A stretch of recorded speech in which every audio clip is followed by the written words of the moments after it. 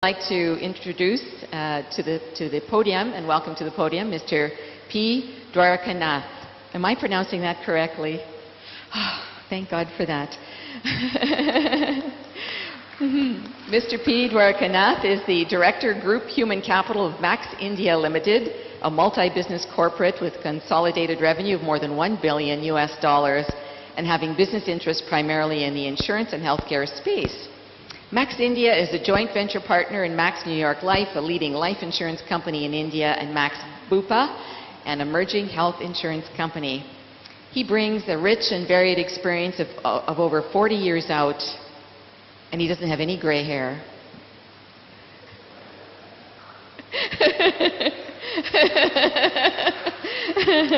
Of which he has spent 27 years in GlaxoSmithKline, GSK Consumer Healthcare Limited.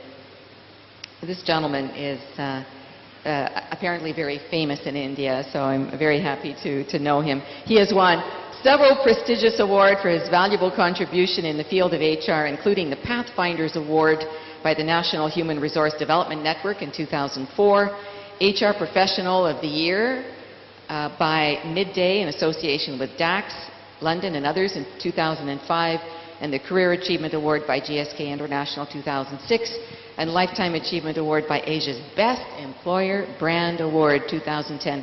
Let's put our hands together for Mr. P. Dwarkanath. Welcome to our esteemed panel.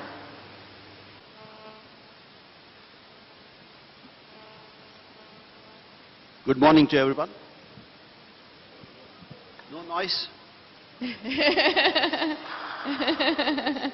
I've been asked to talk for 5 minutes on future of coaching in big business. I don't know what it is, but I'll make an attempt. When we talk about coaching, I think one of the things we need to be aware is why we are doing this. Is it doing for the sake of doing it, showing as a best class practice or a best practice in the world, or is it executive coaching or performance coaching or behavior coaching?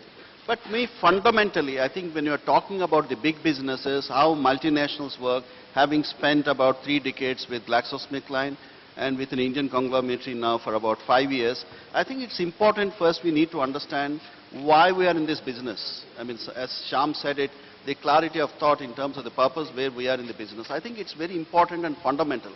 I would say if you're starting big businesses, it makes sense, but you need to also do the coaching at the right time, at the right place. Otherwise, it would never succeed. And there should be some alignment with the purpose of the business. I just want to set 2 contexts here. Number one, when you're talking about GlaxoSmithKline, it worked brilliantly for us because the whole mission of the GlaxoSmithKline is our global quest is to create a world-class healthcare organization and by improving the quality of human life, by enabling people to do more, live longer and happier.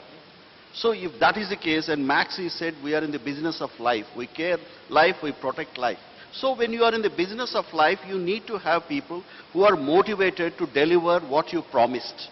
I think there is a performance and there is a fulfillment of the performance. So if you want to do it, then you need to have the alignment. So when you're talking about the big businesses, don't pluck it somewhere, it's nice to do it. Don't do cherry picking. I think it should be integrated with your purpose of the business. And then what is your people philosophy on this?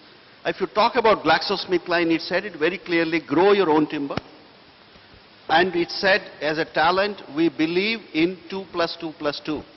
It means you need to work in 2 functions, you need to work in 2 countries, you need to work in 2 businesses to become a business leader. So the focus is coaching at all levels of management, whom we are recognized in 2 + 2 + 2.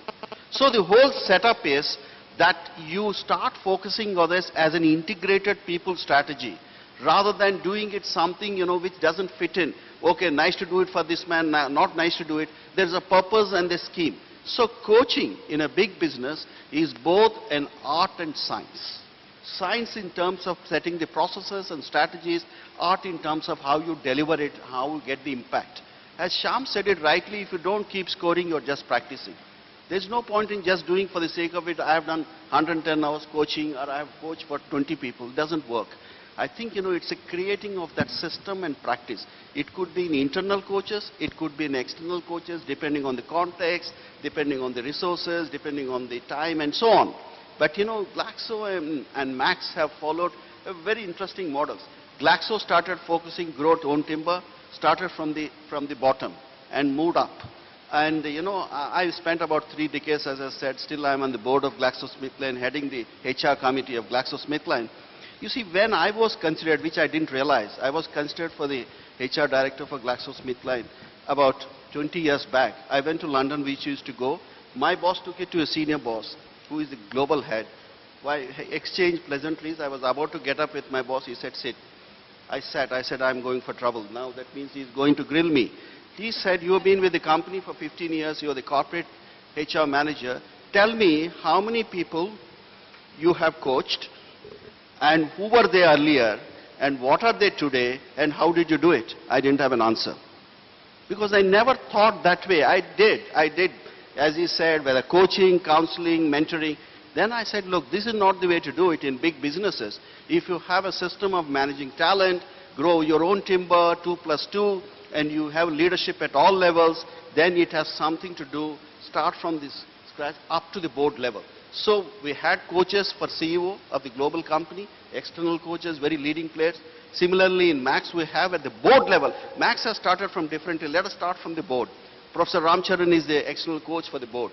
He attends 3 meetings in a year, gives them counsel how you need to handle. Then he does with the chairman and CEO and a couple of senior leaders. So I think, big businesses, you need to role clarity, and the purpose should be clear. The systems strategy should be aligned to it. Then only you can work it out. Then I started, I need to do it very scientifically. I think this is one message I want to leave it to you.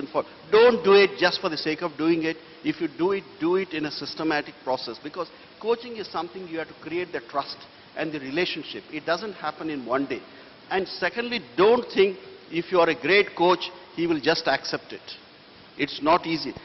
More than your professional, if you are an internal coach, it is more than your authority, it's more your personal influence. Because he may listen to you, but he is not doing active listening because you are his director or a boss, or you have been asked to coach him. But he may not listen to you because he doesn't have that trust on you that you can deliver that. You need to gain that pull. It's more than the push, it is the pull. I'm not bragging, I'm very proud to say after I started doing in a systematic fashion, in GlaxoSmithKline Consumer India, there are 9 guys whom we groomed. There are 7 guys who are heading the global consumer businesses across the globe, except US, UK, and Australia. Rest of the places, all Indians now. And today they ring me up, I have nothing to do with them, and said, Guru Garu, I am thinking of taking North America. Should you go to North America, or should I stick to the Asia? I mean, this is the type of thing. What it comes, once you create a trust in a big businesses, anywhere else, it goes beyond your political boundaries, your authority. That become a lifetime coach. I mean, you are unsolicited, but you are willing to give. I mean, is somebody who is much bigger than me now, who happened to be my coach when I groomed him, but still he talks to me. It shows that connect, that glue. I think that can give only in big businesses when you have that sort of trust and you spend the time and you never prescribe them. I think, it has to come in terms of managing, whether it's a conflict resolution, or it's a motivation, or it's a leadership, or it's a behavioral change. It can be overall. And secondly, please, last but not the least, please don't think you are a coach, you are every way superior to the coachee. You need not necessarily be. But you have some tics, because the fundamental principle in management today, which has changed in last 10 years, is earlier coach means something wrong with you. You need coaching. 10 years back, the feedback, something wrong with you.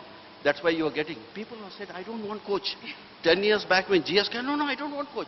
Now, because the whole concept is changed, we need to be aware. Build on your strengths.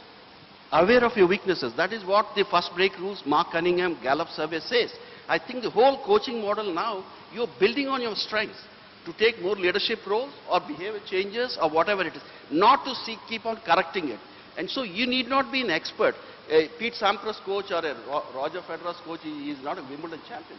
But he can make them Wimbledon champions. I mean, that is the difference. Thank you.